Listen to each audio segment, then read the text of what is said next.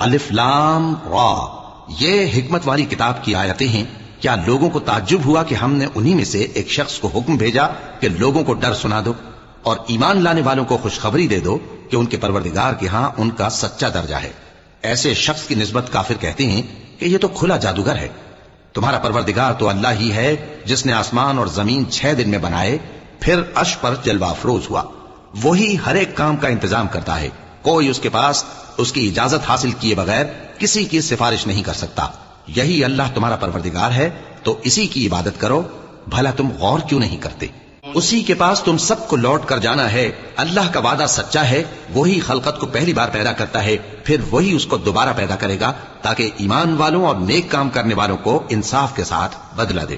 اور جو کافر ہیں ان کے لیے پینے کو نہایت کھولتا پانی اور درد دینے والا عذاب ہوگا، کیونکہ وہ کفر کرتے تھے۔ وہی تو ہے جس نے سورج کو خوب روشن اور چاند کو بھی منور بنایا اور چاند کی منزلیں مقرر کی تاکہ تم برسوں کا شمار اور کاموں کا حساب معلوم کرو۔ یہ سب کچھ اللہ نے تدبیر سے پیدا کیا ہے، سمجھنے والوں کے لیے وہ اپنی آیتیں کھول کھول کر بیان فرماتا ہے۔ رات اور دن کے ایک دوسرے کے پیچھے آنے جانے میں اور جو چیزیں اللہ نے آسمان اور زمین میں پیدا کی ہیں سب میں ڈرنے والوں کے لیے نشانیاں ہیں۔